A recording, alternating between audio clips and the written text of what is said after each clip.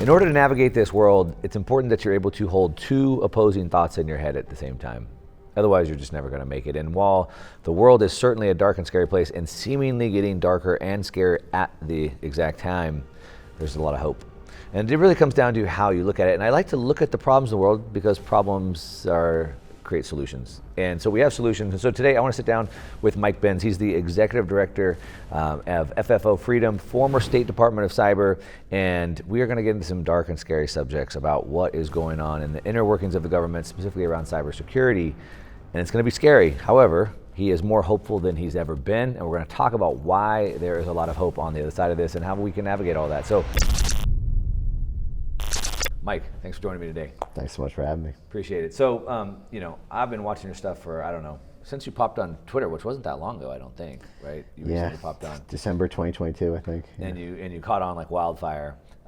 Your ability to have this like photographic memory where you know the names, the dates, and the amounts of everything is uncanny for sure. Kind of like a Whitney Webb almost a little bit. She's little, anyway. And it's super scary what's going on, but there's a lot of hope. So I want to get to that. But let's just start right where we're at. And we've talked a lot since before we started recording, but right now we're at this very unique moment in time. And it's that quote that says, decades nothing seemed to happen, and then days, decades seem to happen. And I think when we look back in history books 50, 60, 100 years from now, we'll be looking at this moment. So we had an assassination attempt on the president, like JFK's attempt, which we still talk about today. And then I think a coup in the United States government at the same time. And then potentially the largest cyber attack in the world, which might have been a cover-up for all of that, all at the exact same time, like literally at the time of this recording. So let's just dive right into the deep end, and then we'll get to the hope stuff, if that's cool. Yeah. Where do we begin unraveling that? Well, maybe starting at the tail end of it. What you're referencing with the Crowdstrike affair, one of the largest shutdowns really in world history, on the basis of something that we don't know whether it was a bug or some sort of attack or some sort of vulnerability exploited or a simple line of code error. I don't know where that ultimately falls in this. I've mentioned before that we were talking a little bit, prior to taping, that I see CrowdStrike as being this cyber firm that's really on the knife's edge of total corruption and total incompetence. So it's hard to determine at this point in time whether or not that hack, which happened, basically, right in the midst of all this, we don't know what was exploited. We don't know, for example, it validated concerns that people had about Arizona voting machines being connected to the internet, since those went down. But until we see something like early voting vote totals being changed or something, we won't really know if there was really a nefarious aspect to it. The one thing that is I think quite interesting about it is that CrowdStrike is this nepotism baby of the cyber world, in the sense that it didn't earn its place by being a talented group of cybersecurity professionals. It earned its place by being essentially the children of intelligence and of political operatives. It comes out of this founding by folks like Dmitry Alperovitch, who came out of this Atlanta Council network. The Atlanta Council has 7 CIA directors on its board. It gets annual funding from the Pentagon and the State Department and CIA cutouts like the National Endowment for Democracy. It was born in 2011, and by 2014, the CIA was crediting it with proving that North Korea had hacked Sony Pictures with that movie, The Interview. And then in 2016, Seth Rich died under very mysterious circumstances. Julian Assange went on RT and said that it seemed to insinuate almost that Seth Rich may have played a part in the leaking of information from the DNC server. No follow-up on that, but there were a lot of questions about whether or not the WikiLeaks whether or not the WikiLeaks DNC emails came from this DNC staffer who had gone rogue and then was mysteriously murdered with none of his things taken. And in the heat of that investigation, which was just swallowing up the headlines, the FBI came out and said, no, there's nothing nefarious about the Seth Rich murder. It was Russia who hacked the election, not Seth Rich transferring, a hard drive over to Julian Assange. And then everyone said, well, how do you know Russia hacked this DNC server? And the FBI said, well, CrowdStrike. We hired a third-party firm named CrowdStrike, which again had only been around for 5 years at that point. But they were delegated by the FBI to do the digital forensics on the DNC server hack. The FBI claimed it didn't even see it, just trusted CrowdStrike for the whole thing. And that lie about Russia hacking the DNC server survived for about 2.5 years before someone at CrowdStrike, the CTO I think, was finally put under oath and forced to testify about how they knew that Russia hacked the server. And the head of CrowdStrike says, actually, we don't know. We have no direct evidence. Everything's circumstantial.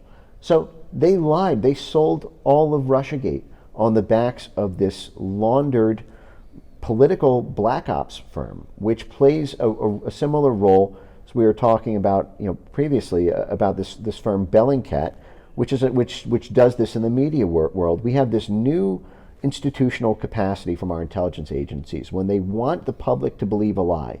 Instead of it coming directly from the CIA and then the CIA never saying the sources or methods, they prop up an outside firm, a Bellingcat in the media space or a CrowdStrike in the cyberspace, where the third-party validator tells the lie, and then the FBI or the CIA or the DoD says, these are now publicly reported facts, right, as it gets swallowed up by the whirlwind of supportive media from WAPO or the New York Times. And so that's the new modus operandi for pulling off black ops, effectively, or these hoax initiatives, which aren't innocuous. Russiagate ended up in a dozen Trump people being indicted and totally hamstrung the first 3 years of the Trump presidency. These things have potentially led us to where we're at with Russia today. Absolutely. Potentially, right? Because in a game of, in a chessboard game, the goal would be to keep China and Russia separate. And by kind of pushing this Russiagate hoax, Trump wasn't really allowed to talk to Putin, and the ties between Russia and the U.S. certainly got severed. Absolutely, and in fact, Trump was impeached for his 2019 call with the president of Ukraine, Zelensky, and on that call, the transcripts show that Trump asked about CrowdStrike and the role of CrowdStrike in the DNC server affair. And he was impeached by basically whistleblowers from the Pentagon and the CIA, ganging up on him to stop Trump from being able to potentially withhold military aid to Ukraine. Now, what we're doing giving military aid to Ukraine in 2019, 3 years before Russia even attacked, well, it was because the CIA and the Pentagon were a part of this NATO operation to reconquer this breakaway eastern Ukraine state. And this is all part of this much larger operation, which frankly is the biggest threat to Trump's life, as I see it, which has to do with I call it Seize Eurasia. It's this policy at the U.S. State Department and the U.K. Foreign Office. It ties together U.S. and British financial interests and intelligence operations to conquer all of Eurasia, which is this landmass that stretches basically from Siberia all the way through Turkey and into Central and Eastern Europe, which is the largest repository of the world's natural resources. It is $75 trillion in natural resources. By comparison, the U.S. only has about $45 trillion in raw total exploitable resources. So if you can gobble that all up, it's the largest windfall profit in human history.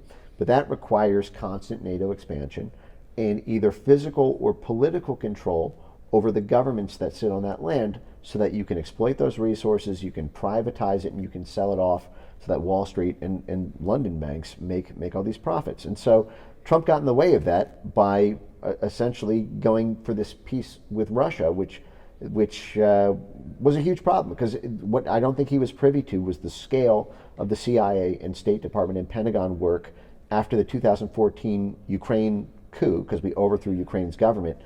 I don't think that Trump knew the hornet's nest that he was kicking up simply by playing for peace. Going back to, that's amazing. There's so many ways we could dig into this, but let's just go back to sort of those three topics at hand that we started, sort of what we're living through right now, and back to CrowdStrike for a second. So you talked about, is it nefarious, is it evil, or is it incompetence? And maybe it's some of both. But maybe a couple of the details that I'm a little bit unclear on. I get a lot of information off of Twitter, and I certainly don't believe everything I see on Twitter. But for example, they push out updates. So they rushed out an update they pushed out that apparently didn't go through QA. So that seems pretty bad. And again, I guess that could be incompetence. I don't know. Is that accurate? Something like that happened? I've heard that reported. It reminds me of a very strange situation during Crossfire Hurricane, which was the FBI code name for the Russiagate operation, named after the Rolling Stones song Jumping Jack Flash, I was born in a crossfire hurricane. Yeah. And so the FBI named this operation to get Trump Crossfire Hurricane, and if you recall, this is how they got rid of Trump's national security advisor, Mike Flynn. The FBI actually wrote on a notepad to try to get the right instructions about the purpose of the meeting.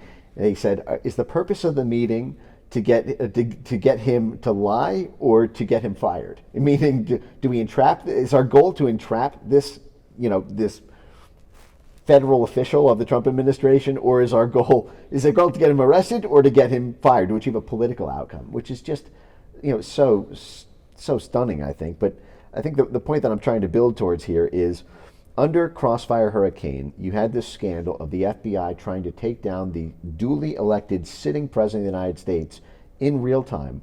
And when Congress tried to probe FBI malfeasance in Crossfire Hurricane, they pushed an update to all the FBI phones that magically ended up accidentally purging all the text messages. So when there was an attempt by Durham, the basically special DOJ investigator, into it to actually get what the FBI was saying to each other, because these previous text messages have been so damaging. This is when we learned, for example, about Peter Strzok, the head of FBI counterintelligence, telling the woman he was having an affair with, Lisa Page, the general counsel of the FBI, that they were working on an insurance policy to stop Trump from becoming the president of the United States. This is the FBI. This is our secret police texting each other about their plans to stop the democratic will of the 300 million people just from the inside of the FBI. And that there were bombshells like that across Crossfire Hurricane, but magically an update and a cybersecurity vulnerability ended up wiping all of the FBI phones permanently and forever. So a similar thing happened with the Secret Service, with another update to the phones after the pipe bombs were revealed to have been missed by the Secret Service on January 6th.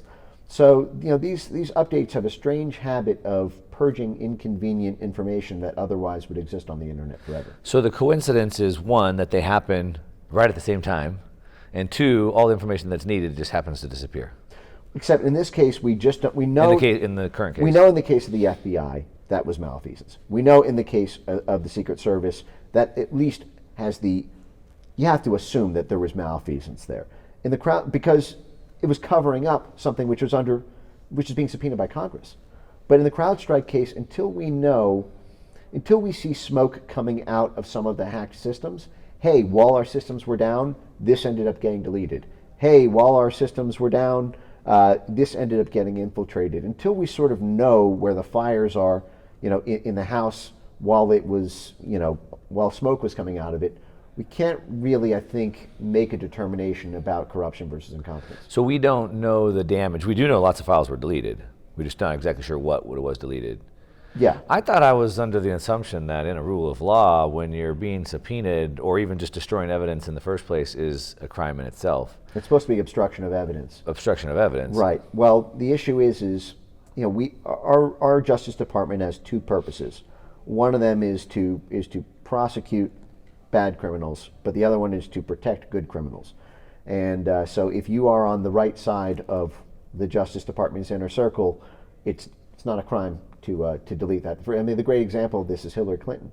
Hillary Clinton, if you what did I spray it with bleach like that? Wash it with a cloth. Yeah, you mean the cloth.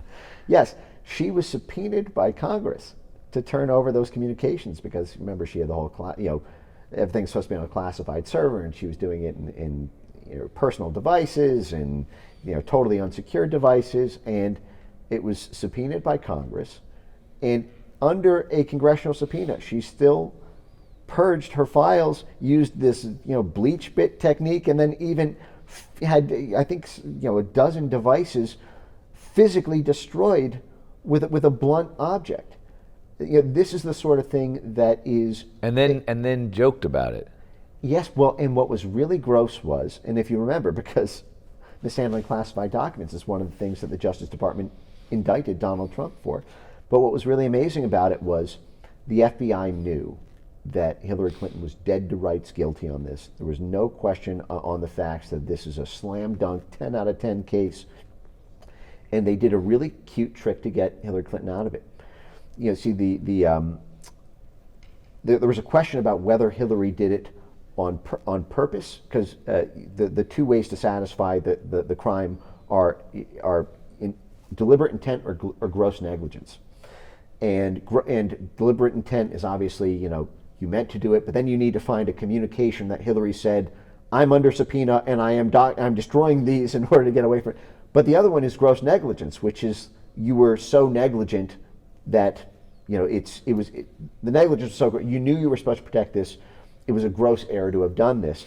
And the FBI, in order to politically protect Hillary Clinton, who, again, 10 out of 10, 100% guilty of the crime on factual grounds, they created an entirely new legal standard called extreme recklessness, saying, you know what, we're not going to prosecute her because it didn't rise to the level of gross negligence. All we can say is that it was extremely reckless.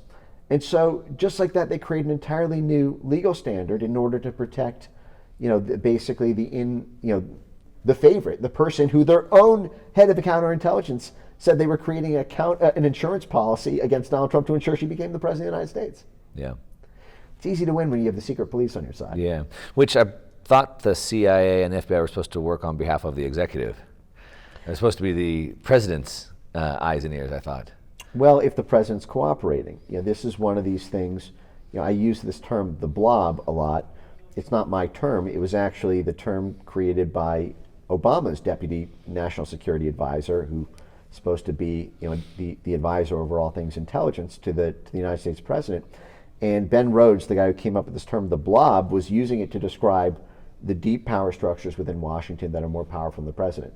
Because even in Obama's term, who was a guy who the Blob loved in a million different ways, he gave them every war they asked for, expanded the military budget, expanded the democracy promotion CIA programs, but there were aspects of Obama's agenda that he felt he could not get done because from the inside of Washington there were forces more powerful than the Oval Office, and that was described as the Blob, extending not just into our foreign policy establishment in the Pentagon, CIA, and State Department, but also into the surrounding stakeholders within the corporate and financial firms and the NGO class.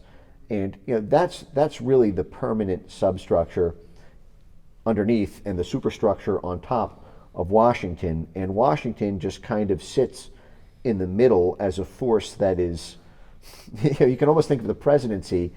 You remember when the director of the Titanic, James Cameron, went to the bottom of the Mariana Trench in a tiny little thing, and just anything that, in that power structure, you're 7 miles under the sea, and the pressure of it, when it cracks, you're dead in an instant. You are reliant on these people around you in Washington, and so you're at their mercy. Yeah. So back to CrowdStrike. So we don't really know. We don't know the extent of the damage. We don't know where the smoke is. So we have a lot of conjecture, but we're not going to put that there. They did push an update. It did cause problems. We're not really sure what it is. However, the timing of it looked pretty suspicious.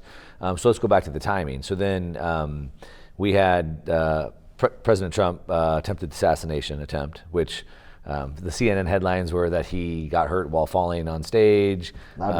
Loud noises. He had to get off stage because of loud noises. I mean, wow, that was pretty evident. What's amazing to me, and I'm sure amazing to you, is in the term of in the world of economics, the reason why central planning always fails is because of the information problem. They can't get enough information, right, to manage a complex system. And now we have the internet that has so much information, and so we have, I don't know, thousands of eyewitness cell phone video that's been uploaded. And now you have millions of people that have been working on recreating, 3D modeling, sound modeling, the whole thing. So we have that situation going on, and then we have the President Biden and his Twitter announcement of relinquishing power, and then he goes into hiding for 4 days, and then CrowdStrike happens. Let's go back to the assassination, though. What do we know about that? Well, I see the assassination is, first of all, the fact that we don't know very much is damning unto itself. But we don't know much from the government's release, but we know a lot from citizen modeling. Yes. There's a lot of, there are many parallel investigations happening in tandem right now. Obviously, the official story is it was a 20-year-old bullied loner who was able to not only outsmart the Secret Service, but the Secret Service had advanced knowledge 26 minutes before they ended up taking him out. There were people identifying the shooter on the roof to both local police and a Secret Service, and nobody took any action. The Secret Service actually had the shooter effectively in their sights for 10 minutes before the shooting occurred, and even allowed Trump to speak while they knew the guy was up, on the roof there, which is just insane. But then, this rally was only announced 7 days before it happened. That's not a lot of time to plan something as sophisticated as what that person did, scouting it out with a drone. We're told that the person also had 3 homemade explosive devices in his vehicle with remote detonators. I mean, all of these things were whipped up the week of, and the FBI was at this person's house for 4 hours before they told us Crooks's name, which means they have his router, which means they have his IP address, which means they have and they also have his phone, which means they have every Google search, every website he's ever visited. They have this entire person's network, and we've not seen a single email, a single text message, a single tweet, a single Discord message. We don't know who that person was following and who they were followed by. And the main issue, I have a lot of unresolved, unfinished business, shall we say, about the January 6th story and the Fedsurrection elements of that. And when I hear, which was just reported this week came out in the FBI hearing in front of Congress, that Crooks had these homemade explosive devices with remote detonation capability, that to me raises an immediate alarm bell that someone, potentially a federal agent or informant, was incubating Crooks and teaching him how to do this. Because the story of FBI and pipe bombs is an incredible one. I mean, if you remember the Gretchen Whitmer Fednapping affair, where we were told that they were going to, this right-wing militia was supposed to have had a plot to kidnap the governor of Michigan and then assassinate her, behead her. And then it took about 4 months for it to come out that actually over half of the people involved in that plot were either federal agents or federal informants, and that they had radicalized a loner living in the back of a vacuum machine repair shop, a homeless guy whose home was basically a trap door in a vacuum machine shop. They turned his life into a Truman Show, as all of his new best friends were feds, either from FBI or DHS. And the coup de grace, now the FBI orchestrated the entire plot. They flew people to the organizing conferences. They paid for their plane tickets. They paid for their hotels. All the recon raids, the scouting of the area, were all done by FBI agents transporting the people around and lending them the technology to do the recon. And then the coup de grace of it was what they nailed them for, which was this intent to possess weapons of mass destruction, aka a pipe bomb.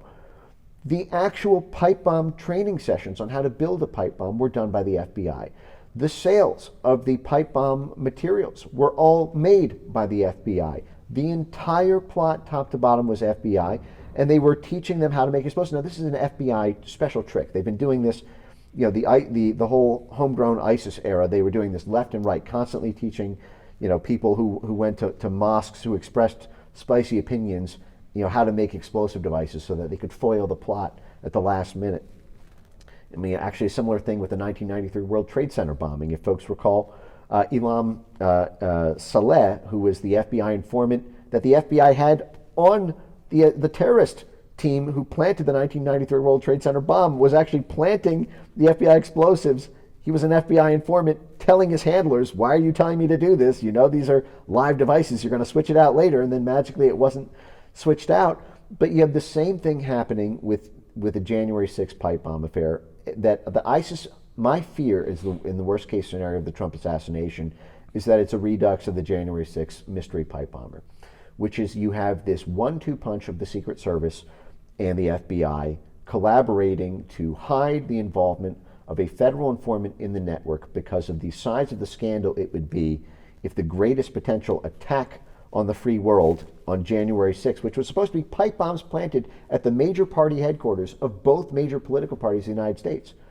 Even Osama bin Laden didn't do that, as we were told. This is supposed to be the most dangerous man on planet Earth right now. He could still be out there. And yet 3 years later, we have not had a single video file released since September 2021. We don't know the age, the race, the sex, not a single detail. We don't know if it's a guy or a girl.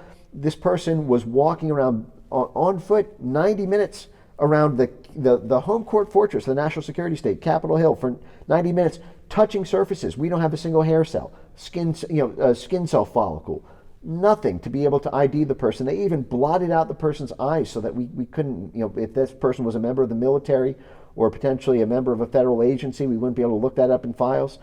They have a tape, they have a video camera at the DNC headquarters overlooking the park bench where the device was planted, but they cut off the tape before he takes the device out, so we didn't even know if it was the same device.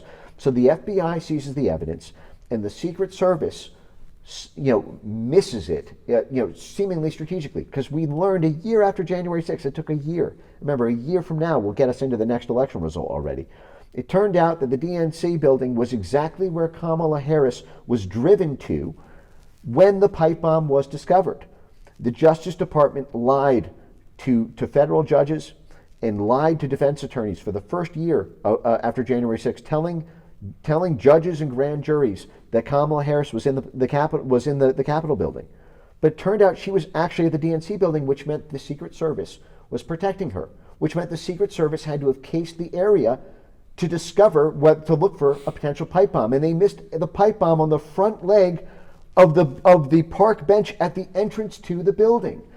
But then the Secret Service, as we discussed, pushed a magic update that killed all of their communications, so all of the records and how they were talking to each other is no longer discoverable. So the FBI seizes the video cameras, so we can't get the evidence about whether or not it was the same device, and the Secret Service purges all of the communications, so we can't see if there was a rogue agent who was informed, hey, you're the one who's on patrol for this area. Don't look at the park bench. Whatever you see there, let it be. Yeah. And then the story just mysteriously dies. Right, but we have the same thing here with the Trump assassination. Before we jump into that, just real quick, I want to. Video footage has come out, and the online sleuths, as I call them, have stitched it together pretty well. And you can see where like a camera just moves. All of a sudden, like they're looking at this, you could see there was like, I think FBI in like a Suburban, and you see somebody go up. Oh, there's like kids walking by, and like if there was a bomb, they should have told them to move. And then the bomb itself, I believe, you could see like the device, the triggers on that device, which is exactly what like the FBI uses in all their trainings. I think something like that. Yeah, right? and I haven't validated that specific information and whether it was true or not. Yeah. I know that you can argue that there was actually something weirdly similar actually about the January 6th explosive devices that came out from the federal explosives report that was done on it. I remember there being sort of strange similarities there, but you don't know if that's because an informant gave it to that person, or if there's something standard that's used by feds, but it's also used by people who are in the civilian class, or if it's something that can be purchased. Part of this is we don't know.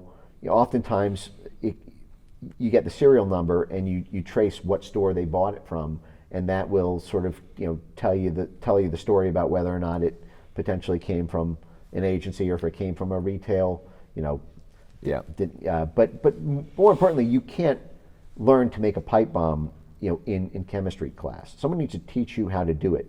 And you can, going online automatically puts you in an FBI database. If you run a Google search for how to make a pipe bomb, you are screwed. Your life They're coming to your house. So The Intercept reported this 7 years ago. My father-in-law is a Vietnam vet, and he lived down in Arizona, and he likes to shoot firearms, and he was buying different types of weapons just to shoot out there. And he did Google, I forget what it was, maybe like a rocket launcher or I forget what he Googled, and they came to his house. They did. So anyway, so now back to the pipe bomb or the explosives, I guess, in the Trump assassination. Yeah, so you have this situation where the FBI, because they've got two magic tricks. First, when the FBI takes over investigation, they seize all the evidence.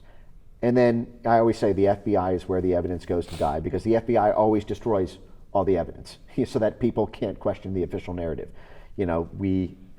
For example, there are still unanswered questions about what happened at the Pentagon on 9/11. I'm not even entering the world of 9/11 conspiracy theories. There's just a simple, strange fact that nobody, the Pentagon is the single most defended building on planet Earth. It is the home base of the most powerful military mankind has ever had, and a plane hit it in broad daylight, and no one has ever seen a video of that.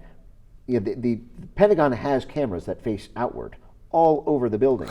And we're over 20 years later, the FBI took all that. You remember the Oklahoma City bombing in 1995, where the FBI was all over that from top to bottom. And I could go through that a million ways. This is how Merrick Garland, our current Justice Department Attorney General, made his career with the Oklahoma City bombing.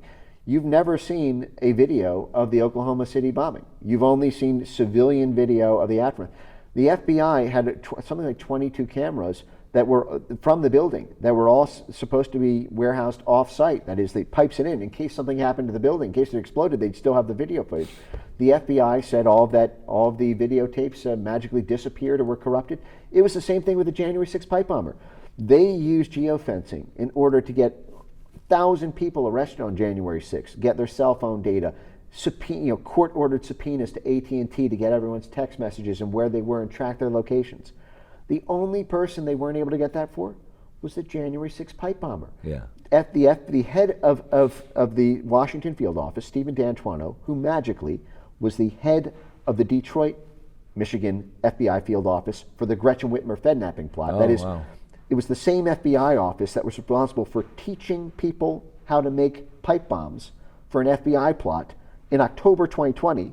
That guy was magically transported from the Siberia office. That's what the nickname for the Detroit office is at the FBI. They called the Detroit office the Siberia office because how far away it is from the power structure of. He gets this magic promotion to the head of the Washington D.C. field office, the biggest field office, in December, just 1 month before the January 6th affair, and then lo and behold, Stephen D'Antuono comes out, and he only admits this after he had left the FBI, by the way, when he was interviewed afterwards. And he said, we couldn't get the cell phone data because the provider came back and told us the data was corrupted. Well, isn't that convenient? Yeah. Magically, the third-party provider only corrupt, all that would take is one conversation from somebody at the FBI or somebody in an intermediary, somebody at the DNC, somebody higher up in the IC, to tell the telecom company, who they have these favors for favors relationships with, 7 ways from Sunday, by the way, AT&T and Sprint and all these guys, the big telecom companies and the IC, to say, hey, corrupt this file. This one goes in the digital paper shredder, and that's all it would take. Just one line entry, internally, and kill the evidence so that the FBI has a consistent story.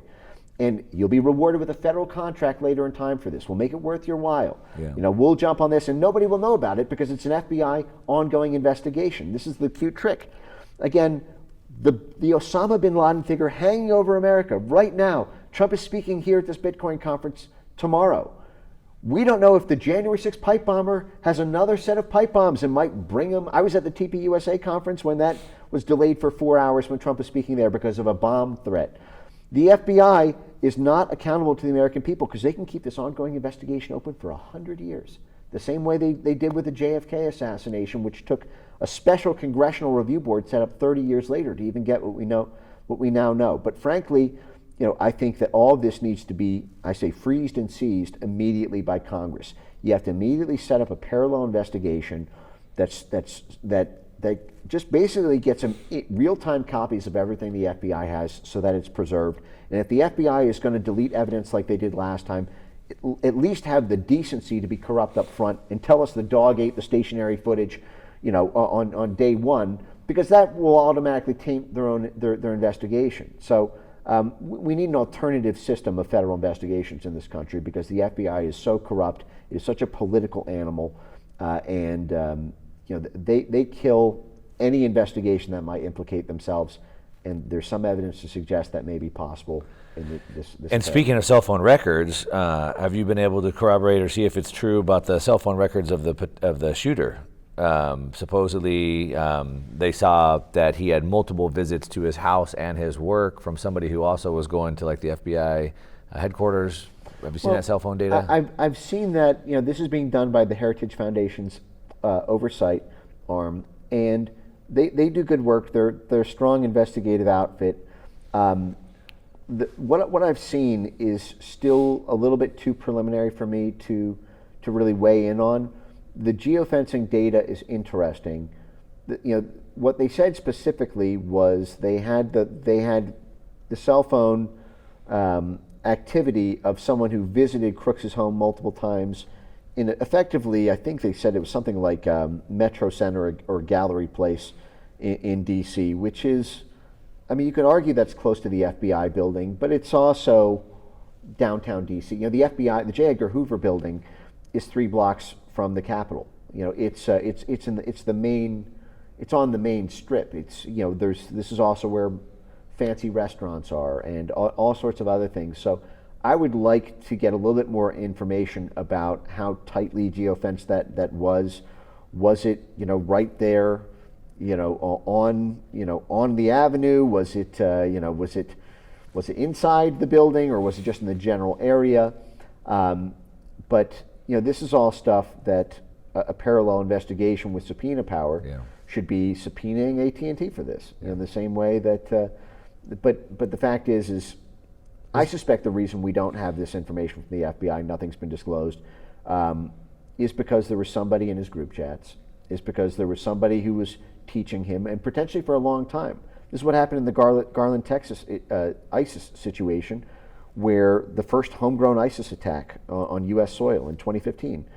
We were told it was done in Garland, Texas, in this political event, and this is what gave Barack Obama the political predicate to put military boots on the ground in Syria, because our own people are being radicalized. And it turned out 4 years afterwards that the FBI had paid a federal informant $125,000 to become the shooter's best friend and text him to tear up Texas, and that the FBI even had an undercover, they had an unmarked vehicle trailing the shooter as he left his house to do the shooting behind him the whole time, and they didn't even stop it. So that took 4 years for that to come out, and it only came out because the defense attorney in the Murday trial received information from the Arizona FBI field office from an FBI guy who was so freaked out by what he saw from the inside that he turned over the FBI files to the defense counsel after the defense counsel lost the case, in order to do an independent investigation after he lost the case, and got all this information. And you can look this up on on 60 Minutes. Anderson Cooper even covered that scandal. What if that's the same thing here? Yeah. What if that's why they're not telling us about this person's text messages or emails or social media following? They did tell us, though, that he had just registered as a Republican. Yeah, of course that tells us that. They did tell us that. Yes, that was an important piece of information. Oh, and they told us an Iran plot may have been around this. Now, I think that this is done for a few reasons. First of all, remember, where's that sound familiar? Republican loomings over this plot. Oh yeah, it was the January 6th pipe bomber who also planted pipe bombs not just at the DNC building but also at the RNC building, making it magically bipartisan so everyone can get on board. And the other thing is, they're throwing this Iran, red herring into this, like maybe this 20-year-old loner in Butler, Pennsylvania. I grew up in Pennsylvania. Butler is as rural as it gets. The Iranian government, which doesn't even have enough nickels to rub together to be able to hit an Israeli target, frankly, firing all their might. If you guys remember, months ago, they launched 1,200 missiles, at Israel, not a single one, everything being shot. This country under sanctions, which has basically never actually done, any plots in U.S. history before, magically mind virused a 20-year-old kid in rural Pennsylvania. 7 days before the announcement. Yeah, right, 7 days before. Not at all. But what it does is that gets Republicans off the scent. A certain faction of Republicans will automatically be weaned off of the scent of investigating the assassination of the president, because they are Iran hawks who are interested in any political point they can use to justify hawkish military action against Iran. So you have this wing of Congress who likes Trump, but they also want political points to score against Iran. So they want to believe, or they want to at least use in their own rhetoric, oh, well, Iran is tied to this assassination, and boom, just like that, you're no longer looking into the FBI, no longer looking into DHS or Homeland Security investigations, which, by the way, was the same group that infiltrated the January 6th rallies. As Jeremy Brown's indictment revealed, with a 45-minute recording he posted online of DHS recruiting him ahead of January 6th in order to carry out that Fedsurrection. And it's the same people here. It's DHS, it's Secret Service, and it's FBI. It's the same trifecta we saw with January 6th and all the unresolved issues around federal elements there. And you see it here with the January 6th pipe bomber. And so they try to throw these things out to alter coverage. They get recycled in the media, and then people don't want to stare into the sun, the painful part. What if it's the FBI? What if it's the DHS? What if it's a rogue element within Secret Service? And they go, oh, you know what, actually this will get me money from my donors because it's, maybe it's Iran. All right, now we're talking about Bitcoin and the future of the financial system. I want to make sure you secure it properly. Millions of Bitcoin have been lost. Myself personally has lost a lot of Bitcoin, maybe worth millions of dollars in today's dollars. And so I've learned the hard way that I want to secure it with a hardware wallet like this. Keep your private key safe. This is a Trezor hardware wallet. You plug it in, you do your transaction, and you unplug it. Don't leave it on an exchange. I've lost it that way. Don't leave your Bitcoin on a phone. I've lost it that way as well. Secure it with a hardware wallet like Trezor. I've used it for over a decade. I think it's the easiest one to use. It's open source hardware, so you don't have to worry about some backdoor and someone rug pulling you and taking your Bitcoin. That's why I like the Trezor, and it's pretty cheap. And if you'd like to save even more money, there's a link in the description down below that you can save some money with it. But look, whether you use a Trezor or not, use something. Don't leave your Bitcoin on the exchange or at risk of getting hacked off of your phone. Secure with a hardware wallet like this Trezor. There's a link down below. Now let's go back into the video. And then we get black hole or wormhole where it's just gone. So the assassination happened, the coup happened, the Crowdstrike happened, and now, let's just talk about Kamala. And none of that even happened. And now we're just on to the next thing now. Man, so much to talk about, and we're running out of time. It all sounds really bad, Mike. We didn't even get into the censorship stuff that we wanted to talk about. Let's pivot a little bit if we can, because we could keep going and going and going, and it's bad and it's dark and it's scary. But you're full of hope, and you told me that you're actually more hopeful than you've ever been. Now, before we started recording, I said, hey, you mentioned that we need to seize and freeze the FBI records. There is a senator who's doing that. Was it Cotton? Or I saw somebody opened up an investigation, and they said, hey, everyone needs to save their records, keep them.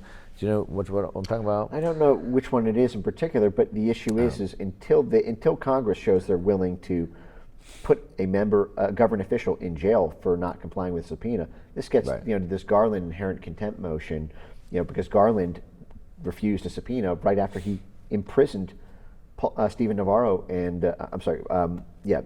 Peter Navarro and Stephen Bannon for defying a subpoena, saying no one's above the law, you can't deny a congressional subpoena, and then he refuses the congressional subpoena to turn over the Biden-Hur tapes, which had an altered transcript. What if the audio shows that the FBI lied about what Biden actually said?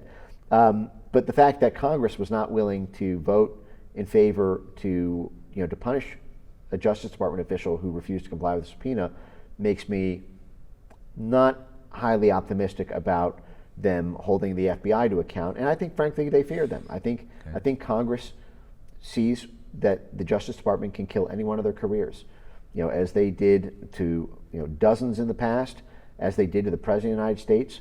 If you want to throw Garland in jail for not complying with subpoena, well, great. You're going to have, the Justice Department is going to find some crime that you did. The FBI is going to investigate you. You can indict a ham sandwich in D.C. The famous saying, and all they need to indict you, even if you're ultimately proven innocent, you're going to lose $10 million in legal fees fighting it, so they can ruin your life if you go against them. So I think members of Congress fear the Justice Department, which is arguably the center of all this. Yeah. So that's a good segue back to the point I was trying to make, which is you're more hopeful than you've ever been. But at the same time, I see a few people standing up in the face of this, Jim Jordan being one of those good people. Thomas Massey. There's a couple of them out there. But I asked you earlier, it almost seems like they're all bark, no bite. Maybe they're toothless or whatever. And that's the exact point you just made, right? A lot of the Congress is actually even afraid to do this. And so while I see a few good men and they're willing to stand up in the face of this and bring it up, at least bring it to the public light and shine light on it, you just said they're afraid. And so how do things change if they're afraid and we have a few good people but they're powerless or helpless in the face of that? Well, you need a critical mass, and you need trench warfare over the course of years and decades. In this case, there have been a lot of victories. I mean, just to get back on why I'm more hopeful than I've ever been, we're winning the battle as it was being waged from 2016 to 2020, or from, that's basically, I think, the time period here. In my front on taking on the censorship industry, I've been in this fight since 2016, present at the creation, if you will, of the censorship industry. I was chronicling it and writing a book on it as it was all happening. It's one of the reasons I'm sort of, I think, the repository for a lot of this knowledge. And I was, even then, touring the country, trying to convince people, trying to get a political coalition together, and no one would believe me. It was real. The people who did believe it was real would throw their hands up and say, well, there's nothing we can do about it. The people who said, well, there's something we could do about it, didn't have enough people around them to form a political coalition that was that had any teeth to it. And what we have now is a very different state of play. As I've mentioned, I've worked with 8 different congressional committees on this. Everyone's interested in taking this on. State legislatures are interested in taking this on. State attorney generals are all launching lawsuits. I mean, dozen lawsuits from the state attorney general of Texas, the state attorney general of Missouri, state attorney general of Louisiana. You're seeing this in Tennessee. I mean, it's happening all across the board, and I think part of this was because things got so bad that it became a matter of survival. It became, there's this saying that, you may not care about politics, but politics cares about you. Right. I think people who didn't want to stare into the sun to confront the enormity of the problems, and so we're just looking away this whole time as they were being destroyed, have finally started to put sunglasses on and see the shape of the beast that's been, staring at them this whole time. They don't like what they see, and are starting to form this kind of whole of society alliance, if you will, which I think spans everything from Elon Musk at the private sector level to Silicon Valley. Frankly, it seems like almost half of Silicon Valley is turning red between David Sachs and Mark Andreessen and Chamath, and there's there was a sold out Silicon Valley fundraiser for Trump just a month and a half ago. You see these public-private partnerships starting to form between these folks and the state of Texas, and to some extent the state of Florida, trying to sort of, recreate that kind of power structure where you have some protection from your. This is what Google did to get big. Google was a government buddy, from day one, and you do need that intertwined whole of society alliance where you have the government, the private sector, the media, and civil society institutions at the university level and at the NGO level, all working in tandem towards a common cause. And we know the power of that because that's their term, whole of society. That's their term for their own censorship network, the Whole of Society Counter Misinformation Network. But we're starting to have that on the freedom side, and we have racked up big wins. And, the fact is, just 2 weeks ago, Jim Jordan held a hearing on the scandal of GARM, the Global Advertisers for Responsible Media, this big advertising boycotting syndicate, and controlled $2.6 billion of programmatic ad spend every year, which was being used politically to destroy alternative media. They were hauled before Congress on antitrust grounds. The person from Group M, the CEO, who just testified at the hearing 2 weeks ago, was just fired last week. You see now the major universities who are responsible for the censorship apparatus being laundered through the National Science Foundation or the Department of Homeland Security or the FBI.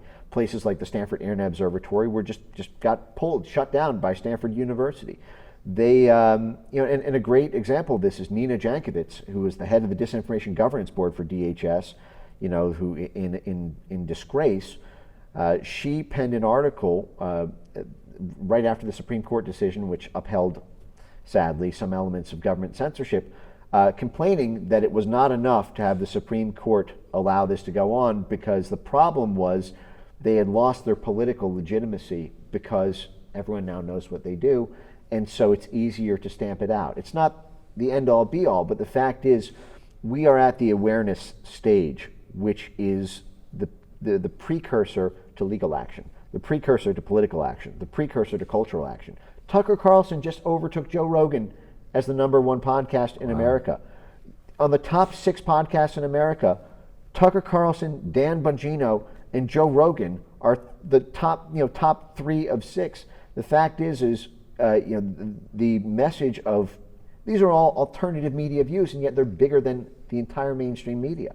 So the alternative has become the mainstream in that way. The issue is the money is still in the mainstream, and money is clout is legitimacy. And so even though we are now more numerous than we've ever been, we now are, I think if you look at public sentiment, there's more of us than there have ever been. The institutions are bigger than they've ever been, but they are now going upstream of that using tactics they have not had to use before. Assassination attempts, lawfare. No president has ever been indicted in this country before.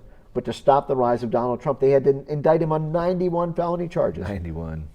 But the lawfare, the use of government regulation, these laws around the world to install censorship are very new. They're being advocated for by our own U.S. State Department in a very corrupt fashion. This is ending the distinction between the U.S. free media model and the China-style state media model. That's now ending. The EU's Digital Services Act has a disinformation compliance requirement, which means the EU gets to determine what can be on every social media platform simply by calling something disinformation. They all work through these. All the disinformation experts, by the way, are these CIA cutout organizations. This is exactly what we complained about with Operation Mockingbird in the 1950s to 70s, except it's digital Mockingbird on steroids now. So as we're winning at this popularity and public sentiment level, which was the state of play in 2016, 2020, as we've won that battle, they've moved the battle upstream to something much more existential, which is like, do we even believe in the concept of civilian media? Do we even believe in the concept of freedom of speech as a concept that is a hallmark of democracy? Do we even believe in elections as being a necessary feature of democracy, or is it just about institutions? Ukraine canceled elections, and we call that a reflection of democracy. So it's now scarier than it's ever been, but it's also more exciting with more opportunity than there's ever been. So I'm ready for action. How bullish are you on tech entrepreneurs and builders and building our way out of this system using new technologies, specifically decentralized technologies like Bitcoin, like Nostr, and other things like that, to get to a point where it's not about whether they will or won't censor, but where they can't? Yeah, I'm curious. I don't know that I would use bullish or bearish. I've talked before. Well, maybe I'll use a different word for it. Where I've said that one of the investment theses around crypto is, as I've seen, has been to be sort of bullish on bullcrap, in the sense that I see a lot of the use of cryptocurrencies by the intelligence world in a way that perhaps is informing the current market price and the current liquidity in the crypto market. I look at things like Tether and Circle. I've mentioned this before, but the fact that the U.S. State Department and USAID has a formal partnership with things like Circle now, for example, to be able to run money to the Venezuelan political opposition, because Venezuela has state control over banks. So the U.S. government is formally using cryptocurrency to do a regime change, to fund a regime change operation in order to circumvent state control over banks. So it's like the state using Well, a couple stateless. of things I'd like to just clarify. Right, I know it's not Bitcoin. We're very clear it's Bitcoin, not crypto. So like there's Bitcoin here and there's a million other tokens. And then number two, you're talking about a dollar, a stable coin, a dollar token. Right. So I think those are just very different things, right? So to your point, the reasons why Bitcoin is different than crypto is for lots of reasons, to the point that those can all be co-opted, they're all controlled, there's a lot of censorship or centralization there, whereas Bitcoin's a network that nobody can control, right? So it's censorship resistant, et cetera. And even without going into specifically Bitcoin, if you don't want to, just those types of technologies and our ability to kind of build our way out of that. I mean, that's what I look at, dissident tech, if you will, right? Well, so a few things. I mean, and I'm curious for your take on some of the political elements of the Bitcoin ecosystem. I could see a world, for example, where issues around miners and how centralization or different power dynamics around mining, and even the physical control over the political control over territories where mining operations happen, I think do lend some risk to Bitcoin being completely depoliticized.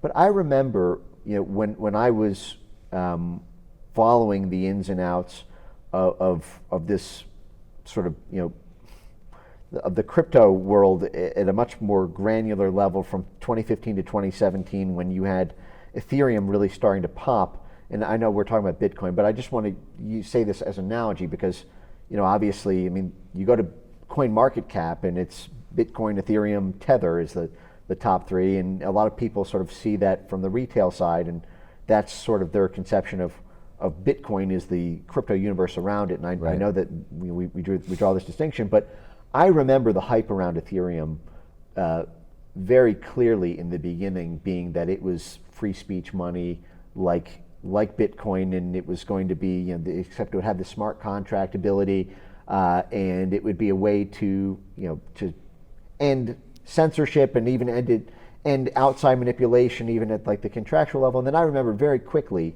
how the Ethereum leadership team responded to early scandals after the 2016 election about the use of right-wing, heterodox or highly controversial,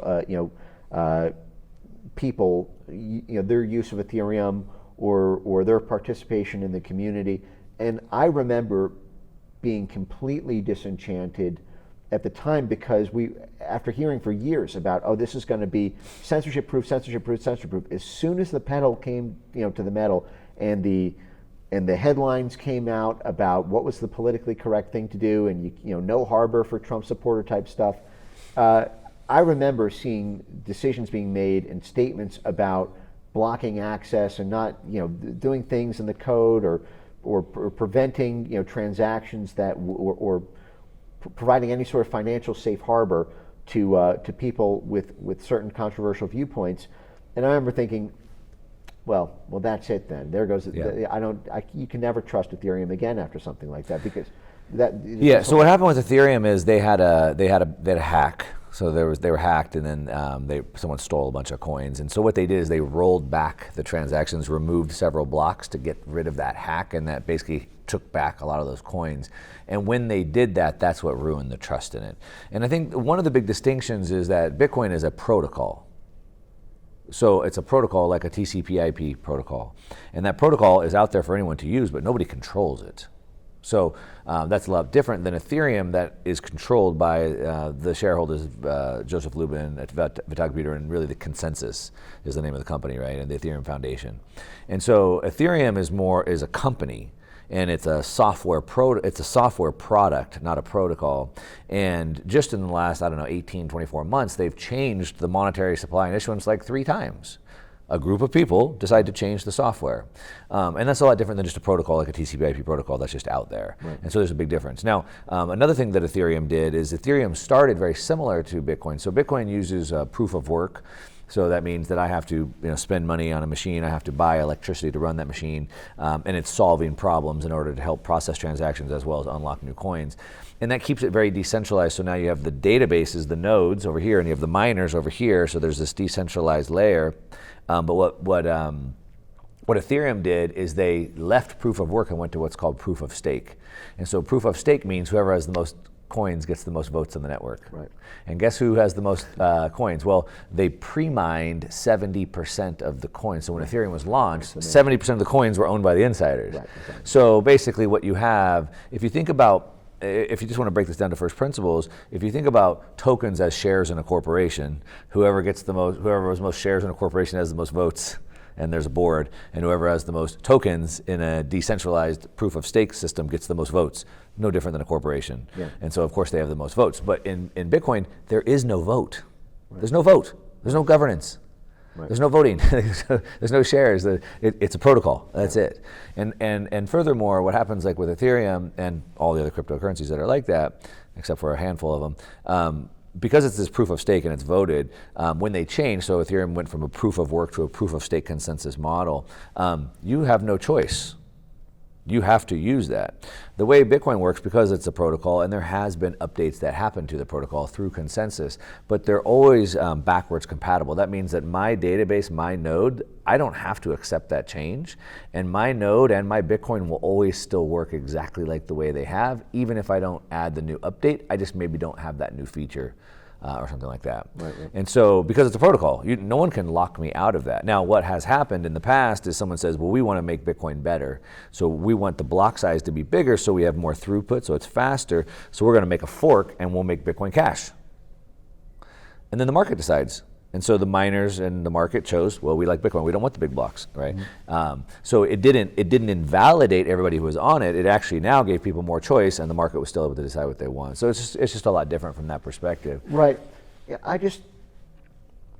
I never underestimate what a government is capable of doing when it decides something is a threat. Yeah. And coming from State Department world, it's all about capacity building. Every operation, every active influence. We have this whole soft power apparatus to influence the internal politics of foreign countries to make them more pliable to U.S. interests. We want foreign country X to pass a law or not pass a law, or the election to go one way or the other way, or the media to print story, not print story. Everything's talked about in the form of a capacity. We do capacity building. State Department grants, USAID grants to organizations, to NGOs, to political parties, to union groups, and it's that ability we are constantly thinking about the capacities that we have and building them, and the capacities that our adversaries have and how to destroy them.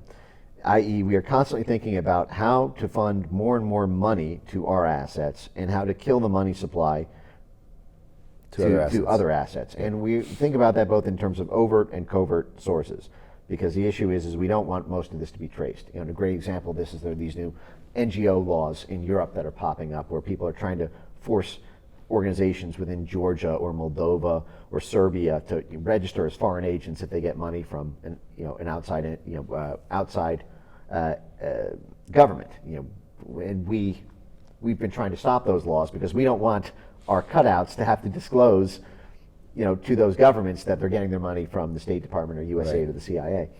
But this monomaniacal obsession on capacity building as our main instrument of control, and capacity crippling, that is killing the sources of funding for every political opponent we have on God's green earth. Because we do this, there's not a single country on earth that is not under some sort of State Department regional desk purview. Every election, every major economic decision, there's somebody at the State Department coordinating with USAID and coordinating with, through the interagency with the Pentagon and the intelligence world on what to do about that and what capacities to either build or destroy.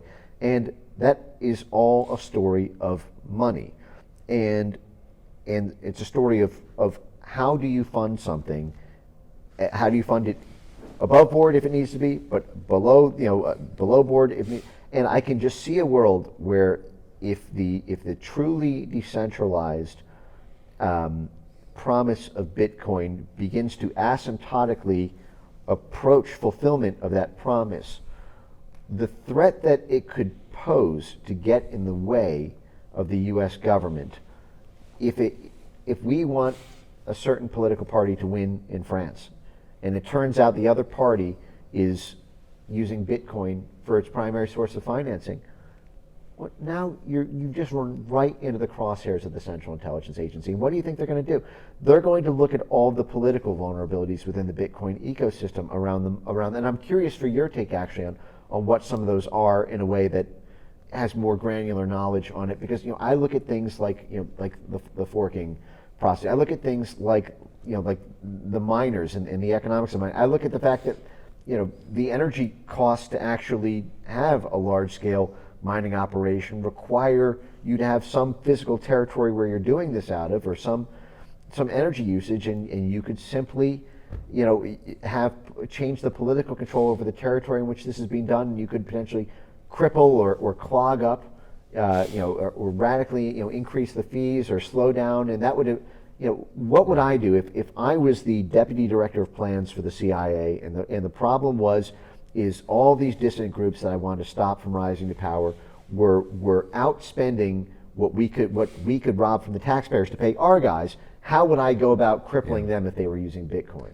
Yeah, so we like to game theory these a lot. We love to get in rooms and talk about this stuff. I think there's a couple things, and first of all, I just challenge a couple assumptions, right? So obviously, to your point, I agree on the CIA and the power of the intelligence community, et cetera. However, the government's not a monolith. Patrick McHenry, who's head of Financial Services Committee or whatever, he's running the Bitcoin white paper in the office. Mm-hmm. So there's a lot of very staunch supporters of Bitcoin inside the government. Right. So there's not a monolith. There's a power struggle. In addition, the government is also run by financial interests or lobbyists, right? And so the financial industry being one of those big lobbying groups. And so now the financial industry has spent billions of dollars to build Bitcoin products, and now they're profiting handsomely. They probably don't want to see that disappear either. Right. So you have probably a lot of proponents of Bitcoin now, both in the Congress, senators, et cetera. J.D. Vance has disclosed he owns Bitcoin, right, and vice president, et cetera, but also even the financial industries and things like that. So there's inside the government, there's a power struggle. Right. And now we've seen red states have actually been putting in rights to own Bitcoin that cannot be infringed. So now we're seeing constitutional rights being imposed. So it'd be very difficult. Now, could a covert CIA op try to take it down? That's another discussion. So what would it take? Right. So there's a couple things. So one, they could try to attack the network. So that would be either the miners or the nodes. The nodes would be very difficult because everybody runs one at their house. They're like this big. You plug it into your Wi-Fi, right? The miners, right? So the U.S. has about 30% of the hash power in the world. So the hash power is somewhat decentralized. Now, 60% of it used to be in China. 60% of it. Yeah. But then they kicked it out and it got decentralized around the world. But even when 60% was in China, China couldn't stop it. So what would it take? Well, we'd have to take, theoretically, we'd have to get at least 51%. Okay, so we're going to need to acquire ASIC chips. We're going to need to acquire the machines. We're going to need to build a fleet of machines. Well, that's going to take you 5 or 6 years to get that. Then we have to get the power. Where do we get the energy to now power this fleet of miners? Now, we could just go with gunpoint and we could seize everything that we have in California or in the US. But back to, you mentioned sort of this three-prong approach, right? We have the political power, but we also have this cultural power, right? And like, you think 50 million Americans that own Bitcoin and Wall Street are gonna be okay with armed guards going and seizing Bitcoin mines in Texas? Like, that's a pretty big, far-fetched idea. So we have to get the machines, we have to build them, then we have to get the power to run them. That's a far-fetched idea as well. Where do we get, I don't even know what the power consumption is, but it's more than some countries. So where do we get that additional power? So that's a monumental task, not theoretically possible. But even if all those things were to happen, even if the American people allowed them to come seize machines, and that's 30%, and then they built the other 50% that they need, and then they were able to get the power even if, then what? Well, then the minority part of the network fights back. 30%, so now it's attacking, right? They're trying to reorganize the chain. So now the minority chain is fighting back. This is potentially going to cost trillions and trillions of dollars. It could be $5-10 trillion to even stage this attack. So where does that money come from? CIA doesn't have $10 trillion. The Pentagon could hide 20 trillion a few times. They've done that. So then now we have, where do they get the $10 trillion? Where do they get the machines? Where do they get the power? And then even if they get across all of that, now there's 30 or 40% of the network still fighting back. And then what happens? A fork. Cool. So now CIA chain is over here, and the old Bitcoin chain is over here. And where do you think the market goes? CIA chain or Bitcoin chain? Yeah, it's very interesting. Now, what they could do is they can manipulate the price. So that would be a lot easier, right? So now BlackRock is one of the largest holders of Bitcoin, right? So they have about 1% of the supply, which is not a lot, but it's certainly enough to manipulate market, just like they've done with gold for decades, right? So they could swing the price of Bitcoin up and down until people want to give up on it. what's the point? Like gold, it hasn't moved in 2 decades. Why even buy it? They could hypothetically do that. That could be one option. I don't know if the financial industry in the United States would be very happy about that. So that would be a battle they'd have to deal with. And then there's the game theory piece. So they could say, we'll just kill everybody on site if they have it. But then what about the rest of the world? And the chance of getting the whole world together on the same page is theoretically impossible. So then there's the game theory aspect of that as well. So I don't know if that kind of answers some questions. No, it's interesting how much of that game theorizing matches the story of the censorship industry and its evolution out of the free speech complex. Because, part of the reason internet censorship was such a ghastly thing, I think, to the psyche of the American people was everyone, like the free and open internet was just unilaterally loved by the government for 25 years. Right. When they were using it to take down other governments. Right, exactly. But we had this free speech complex, and we had thousands of NGOs dedicated to influencing foreign governments to allow free and open internet, because these were our soft, powerful vehicles. They were basically viruses sent to influence the cell nucleus to allow in more bacteria into the cell, so to speak. But the fact is after the 2016 election, and the Brexit referendum and the Philippines election, and the threat of the EU coming apart because of the Frexit, it'll exit, Grexit, Spexit domino, Pigsit. Yeah, but they began to see free speech on the internet became enough of a threat that they thought it was going to be the end scene from Fight Club, where the credit card buildings are all crashing down and everything gets reset to zero because the EU is going to come undone, which means NATO comes undone, which means there's no enforcement arm from the IMF or the World Bank. So everyone's debts get reset, the international finance system comes crumbling down. We need to do something about it. And I just remember so vividly that period in early 2017 when you had all these high-ranking military and diplomatic and intelligence figures all getting together and saying, we need to do something big, and it's something we've not done before. We've sort of done it in World War II. We've sort of done it during the Cold War a little bit, but we need to do it here in peacetime in order to preserve the rules-based international order. And it's going to be like turning around the Titanic. It's going to be slow. It's going to be expensive. It's going to suck. I know, because at the time they were